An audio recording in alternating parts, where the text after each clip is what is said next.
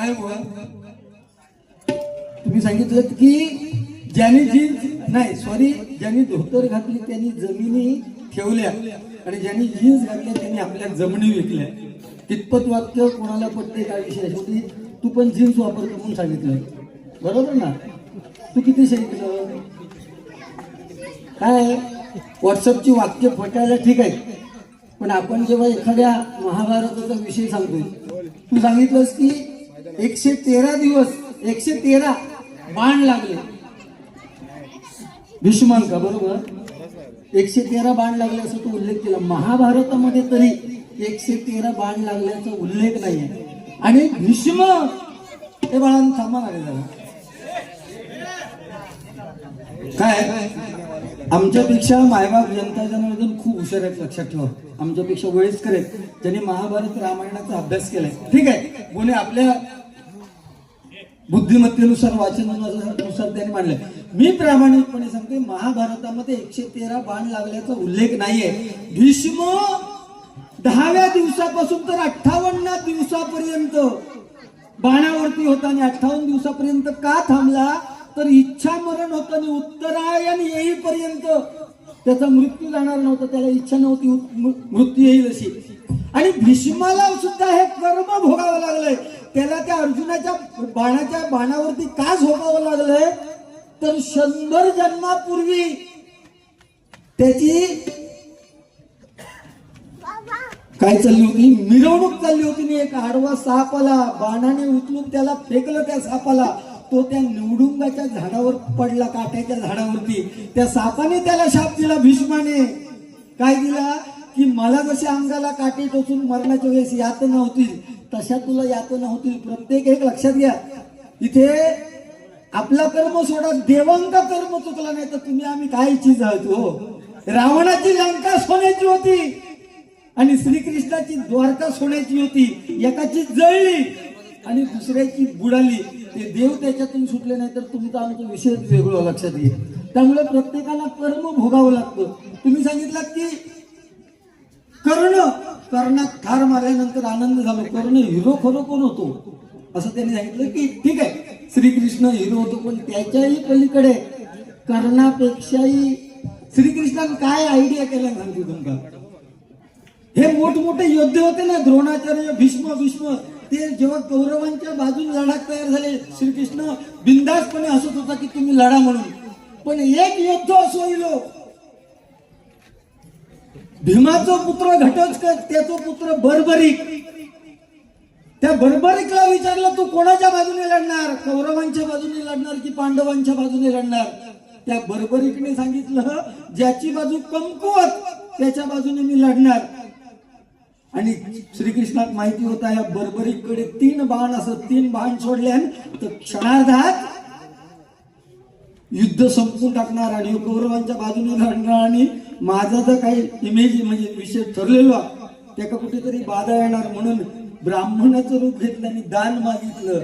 बर्बरीक म्हणाला ब्राह्मण बघितलं आणि दिलं तुला दान तुझी मुंडी दान दे म्हणून सांगितलं. त्याची मुंडक्या कापून ठेवल्या आणि या युद्ध बघूसाठी एका खुट्यावर त्याला संपूर्ण महाभारत होईपर्यंत 18 दिवस लटकून ठेवल्याने लक्षात घ्या. तो श्रीकृष्ण हे लक्षात घ्या बरोबर ना. त्यामुळे ही कर्म कोणा अरे भर दरबारात द्रौपदीची साडी सोडत असताना तिचे 5 नवरे धर्म भीम अर्जुन नकुल आणि सहदेव माना खाली घालून बसले होते ते सोडा. स्वतःच्या सुनेची इज्जत लुटताना भीष्मासारखा वृद्ध माणूस सुद्धा दुर्योधनाला किंवा दुःशासनाला थांबू शकला नाही. हे त्या भीष्माचं कर्म आहे. प्रभू रामाच्या रामनामाने दगड नाही धरलेत. तुम्ही सांगितलं ना की रामनामाने दगड धरलेत. कोण सांगतो रामनामाने दगड धरलेत. त्या रामनाम घेऊन प्रत्येक माकड तो दगड नील आणि नलाच्या हातात देत होते. कारण नील आणि नल हे असे 2 इंजिनियर त्यावेळेचे होते. सुरुवातीच्या काळात ते खूप खोडकर होते. ऋषी तपश्चर्याला बसले की त्यांच्या हातातली जी वस्त्र आहेत ती काही हत्यार ते कमुंडल वगैरे समुद्रात टाकायचे त्यांना ती भेटायची नाही. म्हणून त्या ऋषींनी त्यांना शाप दिलेला होता की तुम्ही कुठलेही जरी काय टाकलं समुद्रात तरी ते पाण्यावरती तरंगणार. म्हणून प्रत्येक दगड माकड, रामलीलेला दगड, प्रत्येक दगड आणून त्या नल आणि नीलाच्या हातात देत होता आणि तदनंतर ते पाण्यात टाकल्यानंतर ते दगड तरत होते. हे त्याच्या मागचं खरं कारण आहे. तुम्ही सांगितलं की पुरुष जन्माला असा आला, पहिला पुरुष जन्माला आला असा आला. अरे पहिला पुरुष जन्माला कसा आला ते ऐक.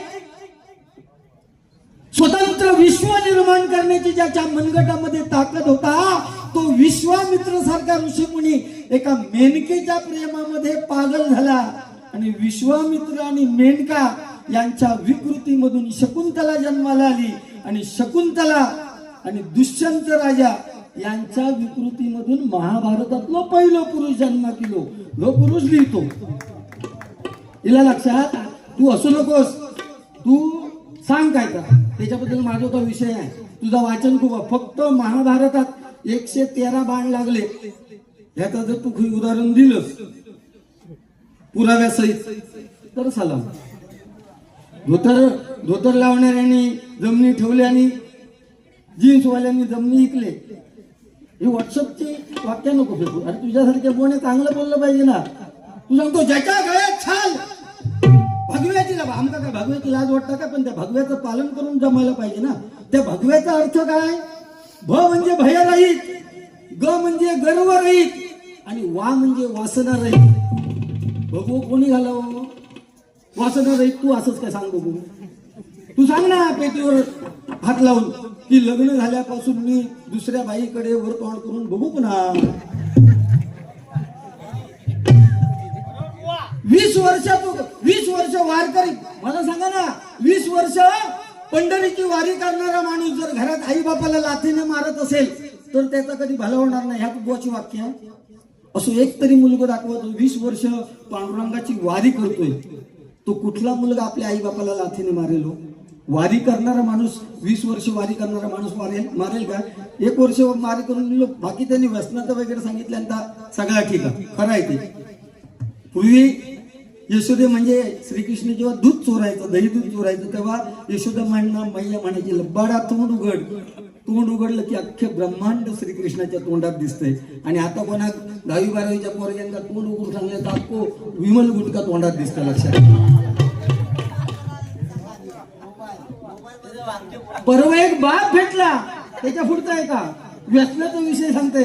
परवा एक बाप भेटला, तो मला सांगतोय बुवा माझा मुलगा 4 वर्ष दारू खाता, माका कळाक नाही. तो म्हटला तुका कळला केव्हा? तो म्हणता आज संध्याकाळी कळला. कसा? तो म्हणता तो भुतूर गेलो आणि मी बाहेर गेलोय. बापच जर त्या पद्धतीचा असेल तर मुलगा सुद्धा त्या पद्धतीचा असणार ना बुवा. आपण काही कमी आहोत का? व्यसन, समुद्र मंथनातून मदिरा निघाली, दारू, बरोबर. ती देवानी कशात निर्माण केली? आपला थोडं केव्हा तरी 90 मारला, गप झोपलं, पण माणूस आहे ना. आम्ही धुतल्या तांदळाची नव्हे, आम्ही या सगळा करून आता देवधर्मात लागलो. खरं सांगायचा विषय, मी धुतल्या तांदूळ काय गरज नाही सांगायची. जो काय मी आज वास्तवात तुमच्या समोर जे काय प्रेझेंट करतोय त्याच्याशी मतलब आहे. माझ्या लाईफ मध्ये मी पास्ट मध्ये काय केलं काय विषय नाही. तुमच्या ते गाणं म्हणते बघा, कोणी काय गणपती म्हटलं. गेल्या वर्षी एक मुलीचं गाणं सोशल मीडियामुळे, या कोळीचं गाणं इतक्या जबरदस्त फेमस झाला. पेटी जरा कमी करा, पेटी कमी करा. बानू बंबईची बानू, बंबईची बानू,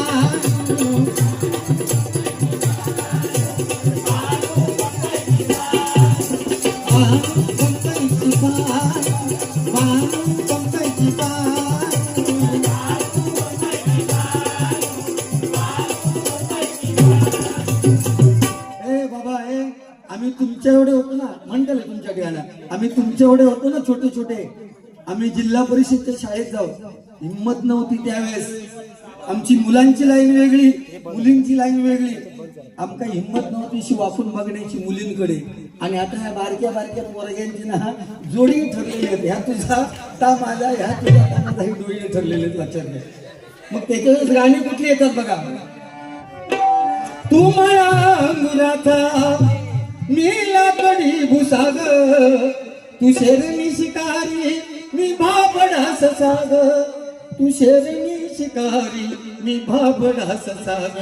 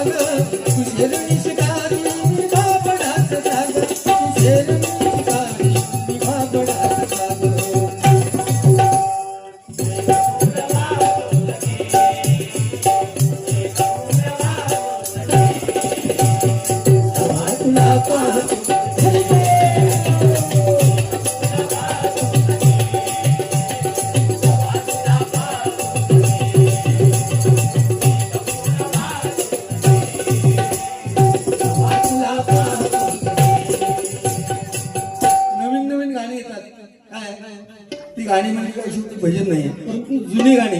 त्या जुन्या गाण्यामध्ये एवढा अर्थ दडलेला असतो की ती जुनी गाणी ऐकल्यानंतर मनाला थोडं खूप समाधान लागतं. बघा, सत्यनारायणाची पूजा कुठेही असू दे, सत्यनारायण संपला की एकच गाणं लावलं जातं. बघा, श्रीहरी जगत्पिता दूर करी तो व्यथा, दूर करी तो व्यथा.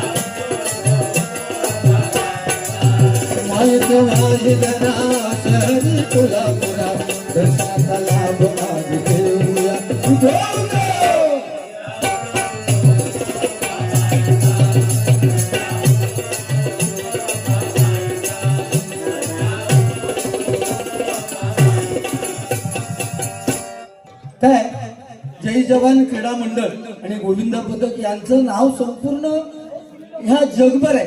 त्यामुळे त्यांच्यावरती किती लिहिलं तरी पण ते कमीच आहे.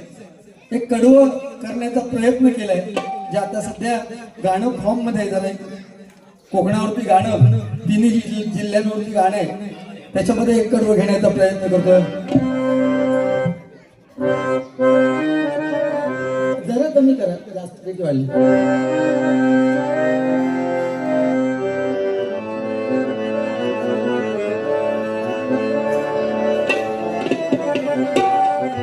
पाह सह्याद्रीचे डोंगर, देवाधिकांचं माहेर घर, साक्ष देतो या समुंदर. परशुरामाच्या भूमीत शोभतय माझ कोकण. परशुरामाच्या भूमीत शोभतय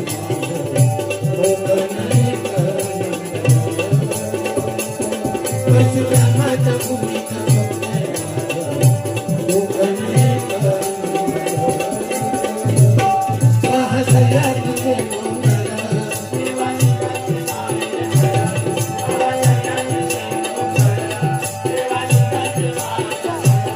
साक्ष देतो या समुंदर.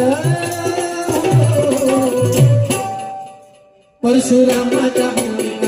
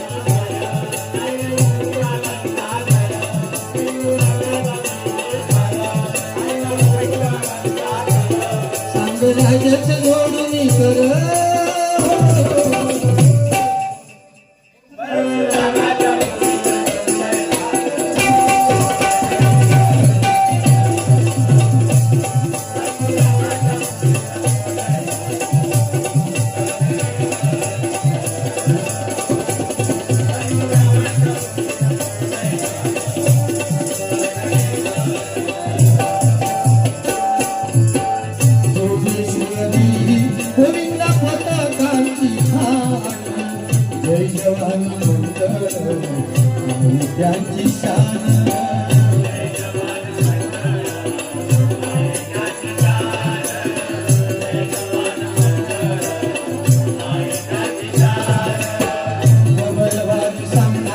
अगंग गंगा महाकाल जय जवान राम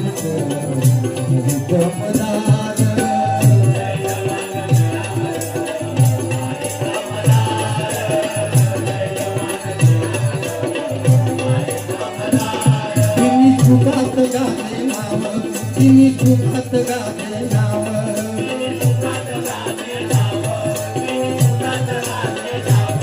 उपनगराची आहेत शान उपनगराची आहेत शान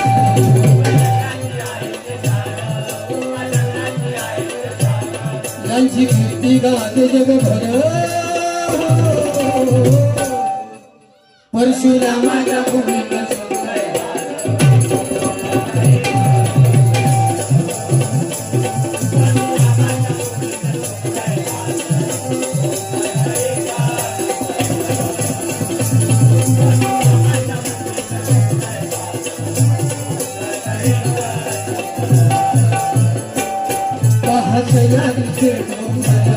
देवा विकांत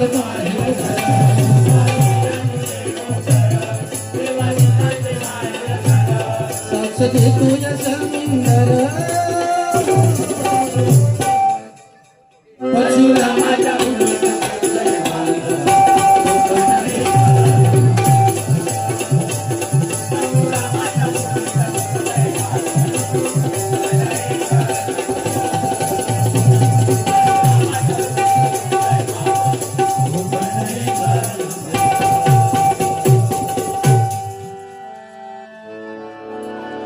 छत्रपती शिवाजी महाराज आणि छत्रपती संभाजी महाराज आणि ज्या बाबासाहेब आंबेडकरांनी आपल्या भारत देशाची राज्य घटना लिहिली त्यांच्यावरती एकत्रित गाणं घेतो आणि गजराला सुरुवात करतोय कारण गजर होणं फार गरजेचं आहे ही गरज आहे आज तरुण पिढीला फक्त मेसेज गेला पाहिजे आपल्या आई वडिलांचा रिस्पेक्ट ठेवा मी एकच सांगेन तरुण पिढीने आपल्या समाजात असं वावरलं पाहिजे की आपले आई वडील त्या समाजामध्ये ताठ मानेने फिरले पाहिजे तरही आम्ही भजन करून उपयोग आहे नाहीतर काय भजन करून उपयोग आहे ना लक्षात घ्या आणि ही खरी काळाची गरज आहे आज 20-21 वर्षाचा पोरगा जेव्हा बापाच्या अंगावर जातो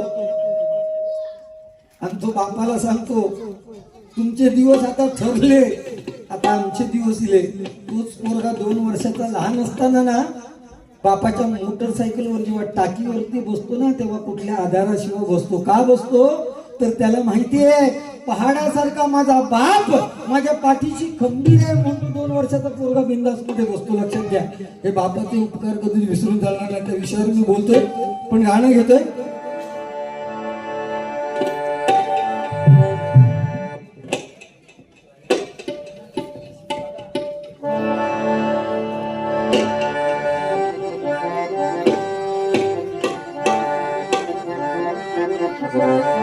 धुनच राजे इथे गाजले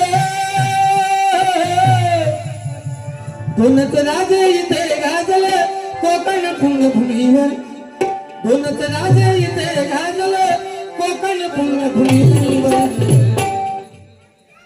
एक त्या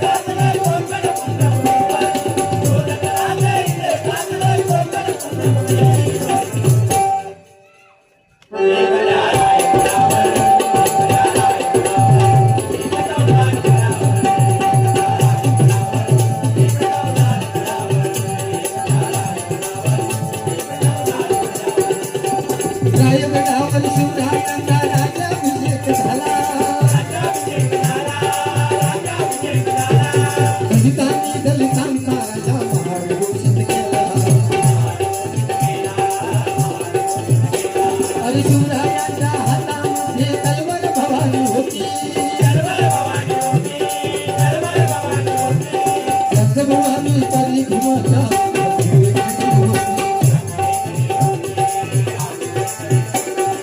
नाचले दोघांच्या नावे कोण नाचले दोघ नाचले दोघांच्या नावे कोण नाचले दोघ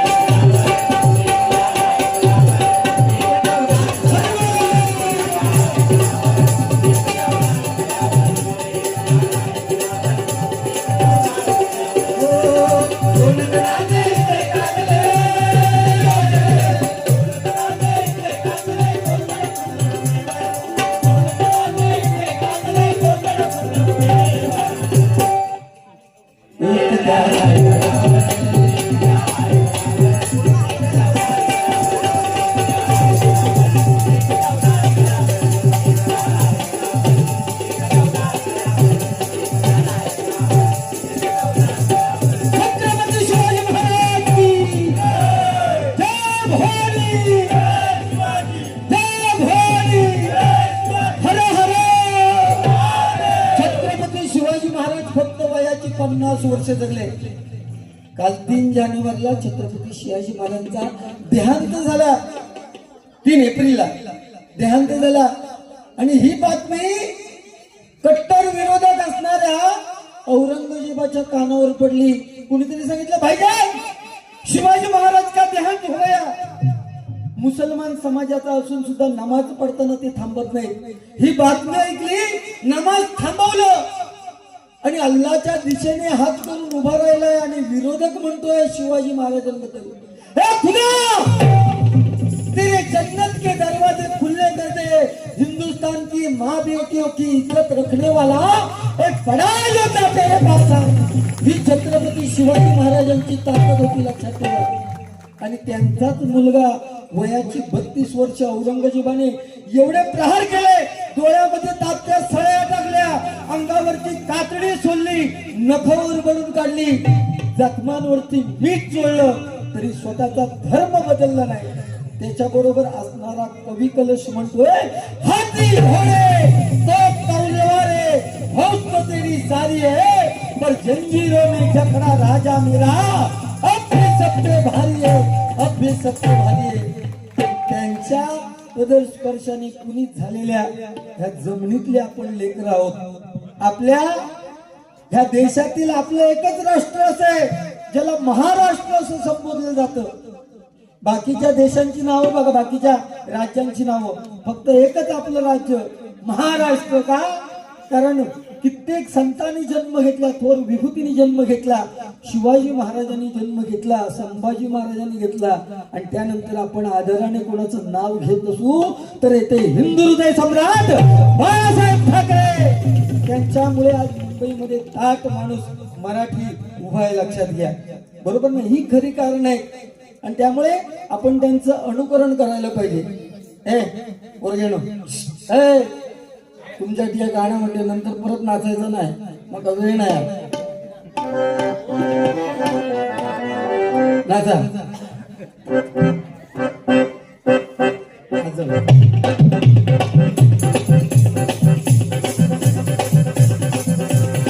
काजल लावून आले असं नको करू येते मला, केला श्रींगार आज घातला दिसत मी भारी राजा कुठे गाणी घालून साडी झालं गुलामी, काजल करते तुझी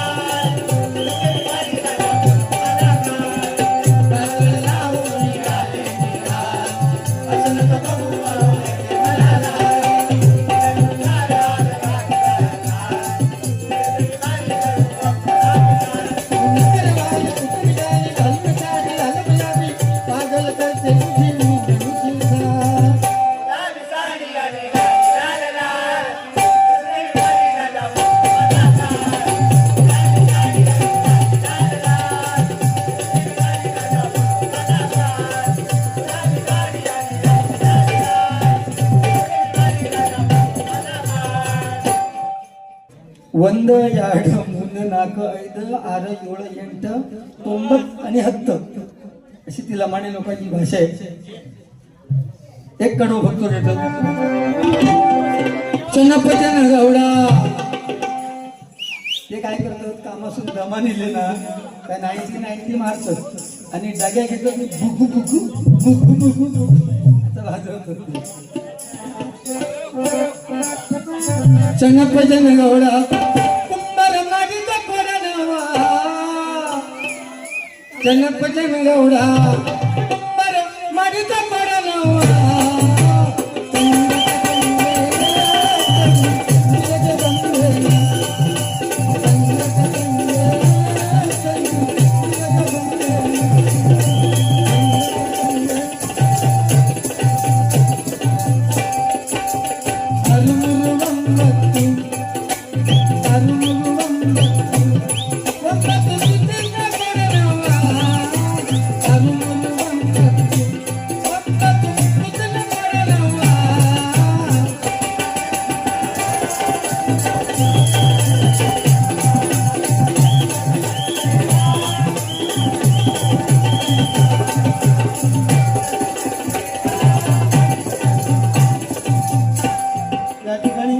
भावपूर्ण श्रद्धांजली म्हणून केशव कांबळे त्याचप्रमाणे प्रदीप मिश्रा तिकडे पण बोलले आहेत.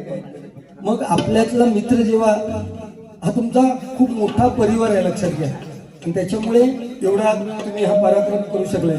मग आपल्यातला एखादा माणूस गेल्यानंतर आपला मित्र असतो तो आणि आई वडील बहीण भाऊ याच्यानंतर सगळ्यात जवळचा कोण असेल ना तर तो आपला मित्र असतो.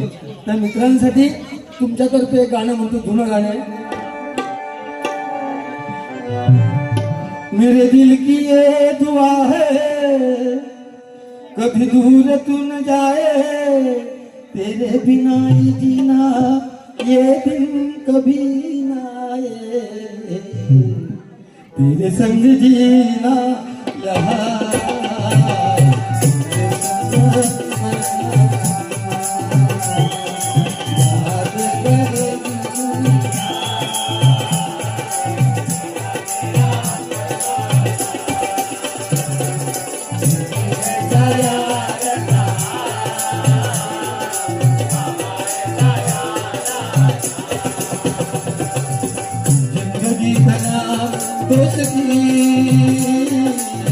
दोस्ती का नाम हो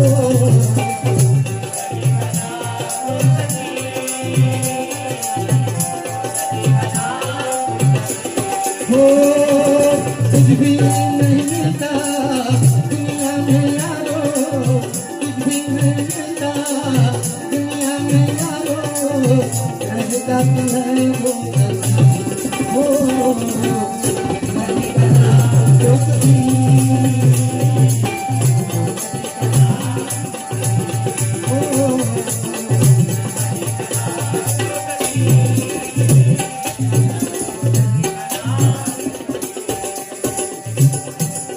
गजराला सुरुवात करतो कारण गजर वेळेवर होणं फार गरजेचं आहे.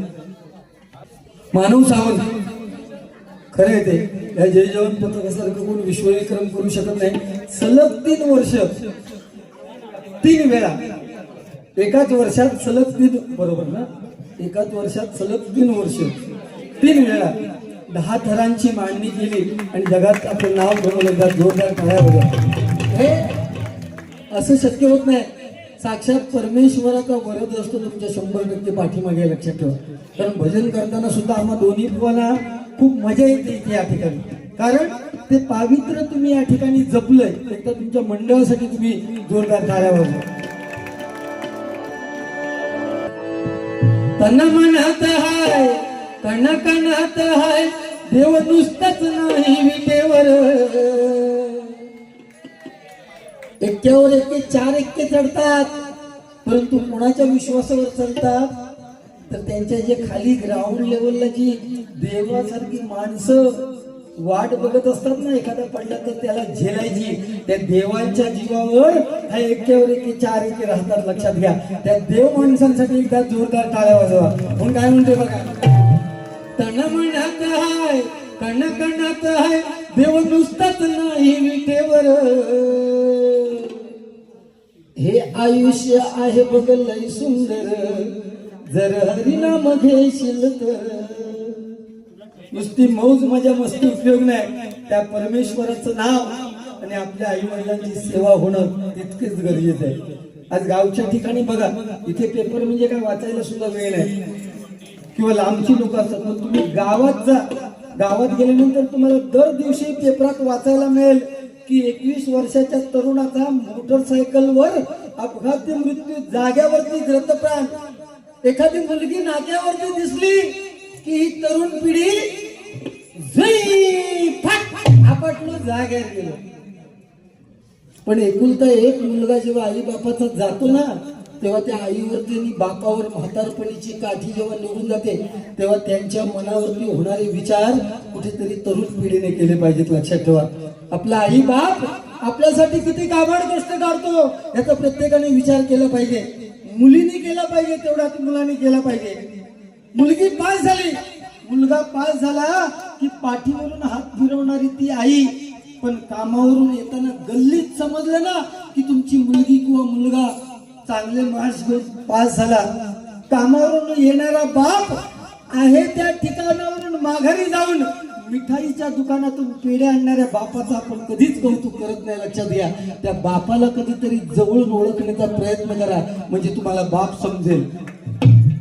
20-21 वर्षाची पोरगी 2 वर्षाच्या प्रेमाखातर जेव्हा बाहेरच्या बाहेर कॉलेजच्या तरुण मुलाबरोबर प्रेम होतो म्हणून निघून जाते ना, आणि तिचा बाप जेव्हा समाजात जातो तेव्हा लोक वोट करून सांगतात, अरे चढवाचा मोठेपण सांगा होतो, परवा पोर गेला पळान. त्यावेळेस त्या बापाला वाटतं अशा मुलीला जन्म दिला नसता तर बरं झालं असतं. लक्षात ठेवा, पूर्वी हे विषय होते सगळे लेवल. पूर्वी एका 10-12 पोरं होती, आता कठीण. आता एक पोर होताना सुद्धा मुश्किल, कारण लग्नच होत नाही. 40-50. बाकी तुम्ही मला सांगा ना, हे मराठी लोकांचाच विषय आहेत की लग्न होत नाही. बाकीचे धर्मांमध्ये बघा, हे पोरात आणि झिलके म्हणजे मुलगे पण ते कधी तुमच्याकडे सांगायला येत नाही. ह्याचा जबाबदार आपण असो. लक्षात ठेवा, पहिले 1 डझन, नंतर अर्ध्या डझन लिहिले, नंतर 3 लिहिले, नंतर 2, आता 1 येऊन थांबले. बरोबर ना? 1 झालं की माका बस, असं नाही ना. त्यामुळे जनसंख्या कमी झालेली आहे मुलींची, आणि 20 वर्षांनी तुमच्या पोरांका दाखवता लागतं हे कॅसेटी, ह्याला लग्न म्हणतात. लग्न विषयच नाही राहणार. मी प्रामाणिकपणे सांगतो, 100% ज्यांनी 40च्या पुढे ज्यांनी गेले त्यांचं लग्न व्हावं असं जर त्यांना वाटत असत तर प्रामाणिकपणे मी सांगतो हे विषय लक्षात ठेवा. तुम्ही कुठले अटी शर्ती ठेवू नको मुलींच्या बाबतीत. माका स्कॉर्पिओच होई, माका युनोवाच होई असला म्हणा नको. साधी मारुती ओमनी गावली तरी त्याच्यात बसा कुठे वाटतं गेला काय घेते कण मनात आहे, कण कणात आहे, देव नुसतंच नाही विटेवर, देव नुसतंच नाही विटेवर. हे आयुष्य आहे बघलाय सुंदर, हरिनाम घेशील तर.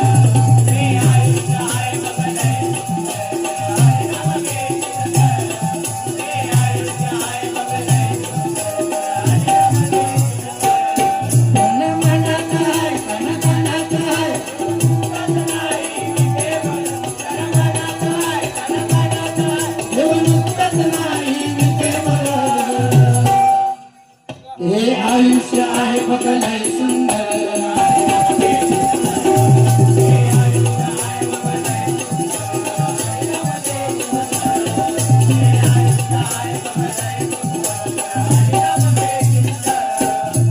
याची तो पित्याला, त्याची तो पियाला, अशी कशी रीत जगाची.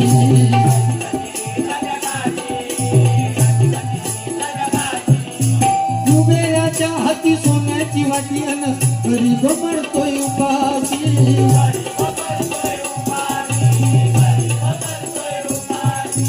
अपुलिया बळे कर्माची फळे, चुकणार नाही कोणाशी.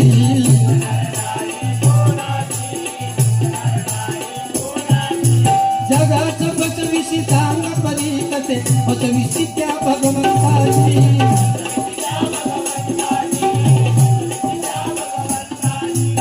कोणाला चुकलेले नाही. कोणी सांगितलं की अर्जुनाने बाण मारला कर्णाला आणि कर्ण हसत होता आणि श्रीकृष्ण रडत होता. बरोबर ना. कर्माला सुद्धा आपल्या कर्माची फळं भोगावी लागली. 16 वर्षाचा अभिमन्यू ज्यावेळेस चक्रव्यूहात अडकला, एकही असा कौरव राहिला नाही ज्याने बाण त्याच्यावर नाही सोडला. तुकडे तुकडे केले त्याचे. आणि शेवटच्या क्षणाला मरण यातना भोगत असताना कर्ण तिथे बाजूला उभा होता. तिथे डबकं होतं एक पाण्याचं. त्याने पाण्याची याचना केली त्या 16 वर्षाच्या मुलाने, अर्जुनाच्या मुलाने, अभिमन्यूने. पाणी सुद्धा दिलं नाही कर्णाला. त्याच डबक्यात कर्णाच्या रथाचं चाक बुडलं, म्हणजे डुबलं.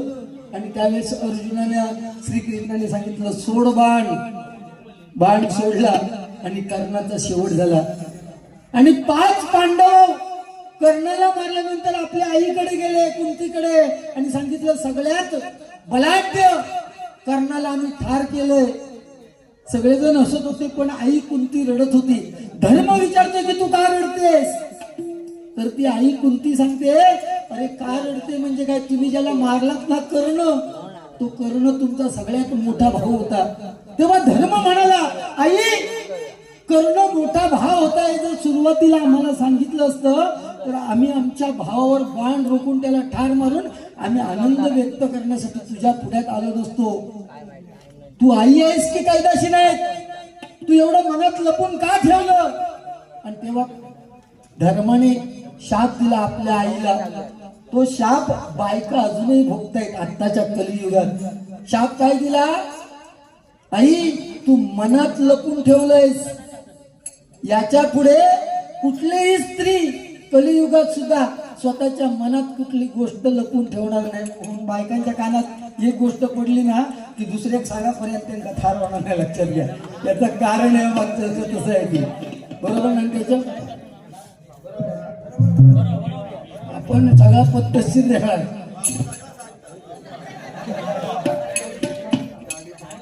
बुवानी सांगितलेले सगळे मुद्दे मी क्लिअर करणार तर त्या माका समाधान वाटणार. अर्थात क्रॉस करण्यासाठी नाही, मी त्याच्या मागची बुवानी सांगितलेले त्याच्या मागची कारण सांगून मी पुढे जाणार. म्हणून काय म्हणतो बघा, कोण धरणार नाही आता धरणार नाही,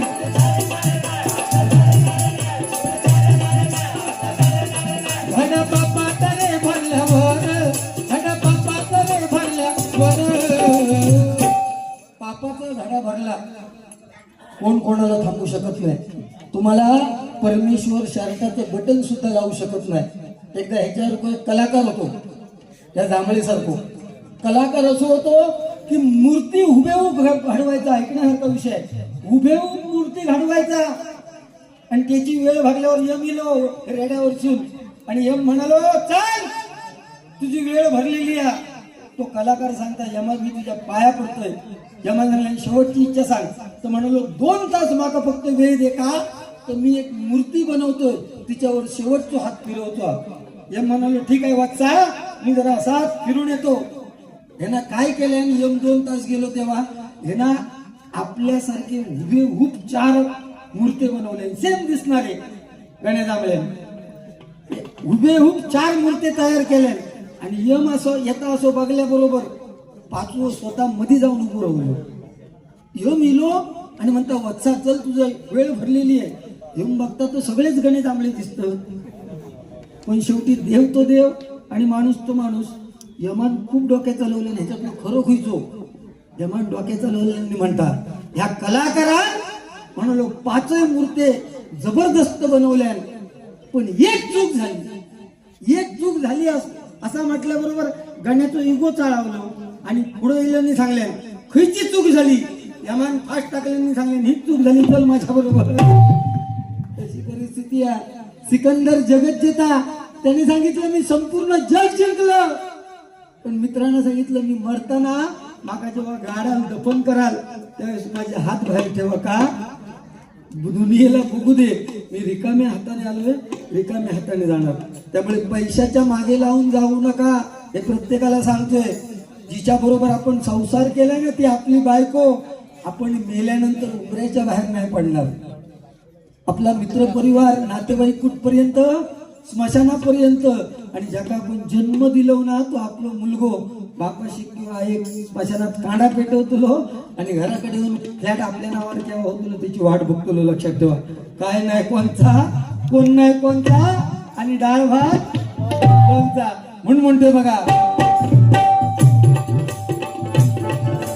सांगू नका तुकोबा संत गोरोबा भक्तीचा मार्ग निवडावा. सामत सामत सातत रंगुनी जावा. त्या सगुण रूपात अखंड देह जिजवावा. आज भाग्य उजळलं जन्माचं येऊन संतांच्या पूर्णभूमीवर. आज भाग्य उजळलं जन्माचं येऊन संतांच्या पूर्णभूमीवर. हे आयुष्य आहे बघायला सुंदर.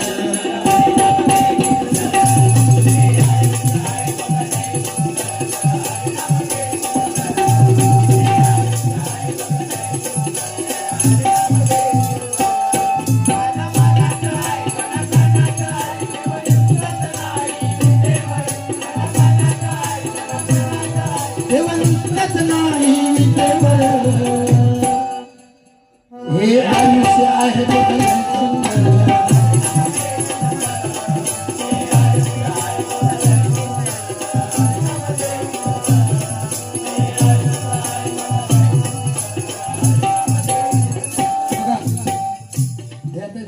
मंडळ आहे.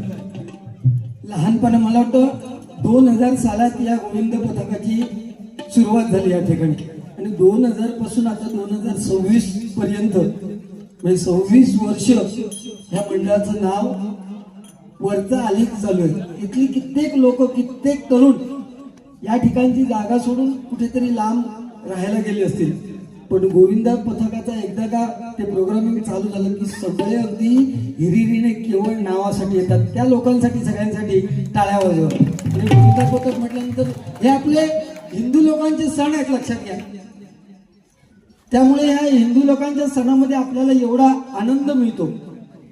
होळी पौर्णिमेला होळी रोवली गेली आणि काल हनुमान जयंतीला होळी तोडली.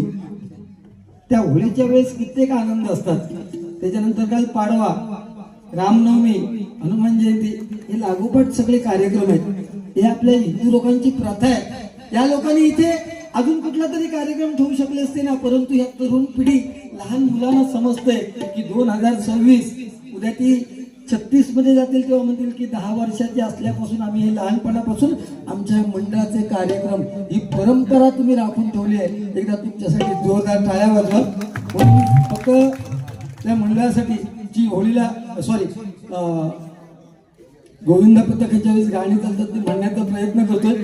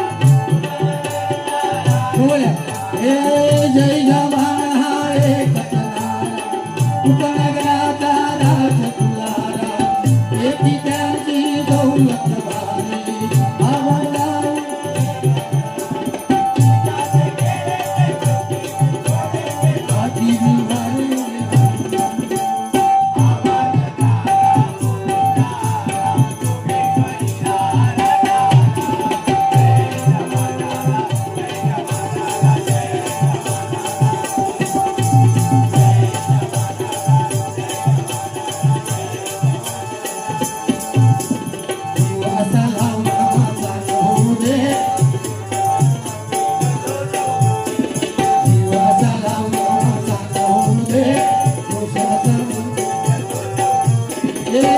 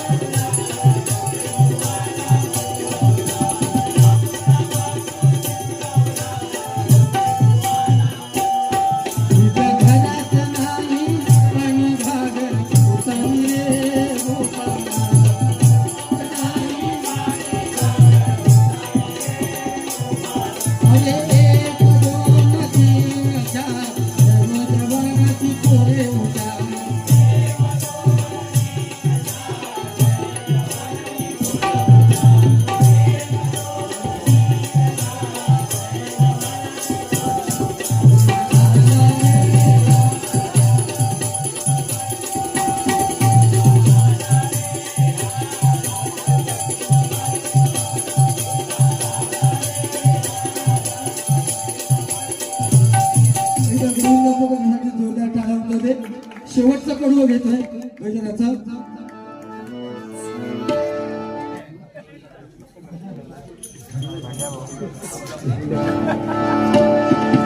दुसऱ्याच समजू नको गंगुतेली स्वतःशी राजा भोग.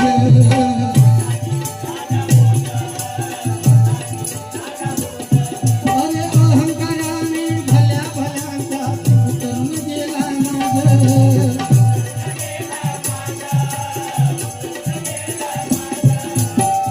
जीवने पुन्हा सांगतो या जीवनाचे राज.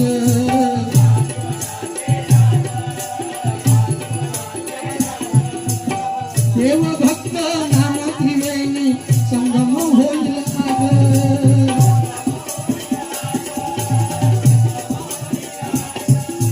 या भवसागरी जीवन नौका पार तुझी होणार. या भवसागरी शेवट सांगतोय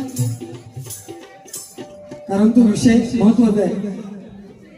कोणी सांगितलं की जेव्हा कर्णाला मारलं त्यावेळेस हनुमंताने विचारलंय की तू श्रीकृष्ण रडतोस का. आता मला सांगा, हनुमंत हा त्रेतायुगात प्रभू रामा बरोबर, मग द्वापार युगात श्रीकृष्णाच्या अवतारात तो महाभारतामध्ये त्या ध्वजावरती का आरूढ झालेला होता. तर शेवटी प्रत्येकाला आपल्या देवाचा गर्व असतो. अर्जुनाला गर्व झाला, अर्जुनाला गर्व झाला. त्या वाटेने जात असता हनुमंत राम नाम करत बसलेला होता. हनुमंताला सांगतोय अरे तुझा प्रभू राम कसला,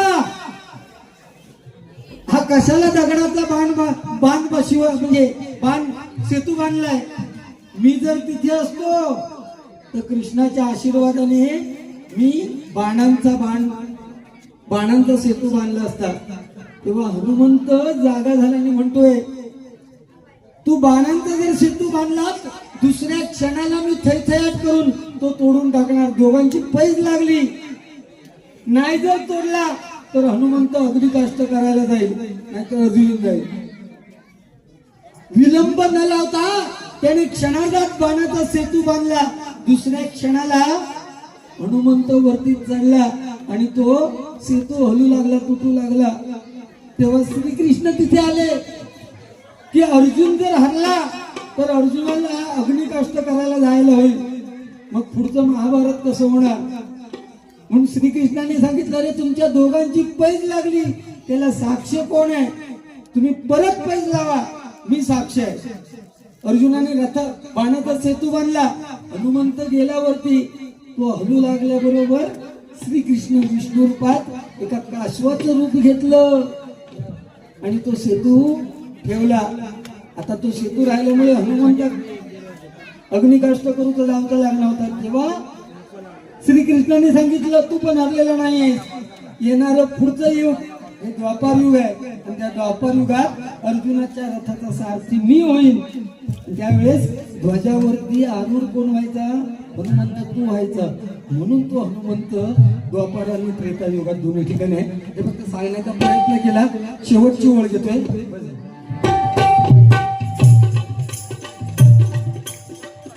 बुवाना काय बोललेलो नाही, एकही शब्द अजून बारी बाकी. या भवसागरी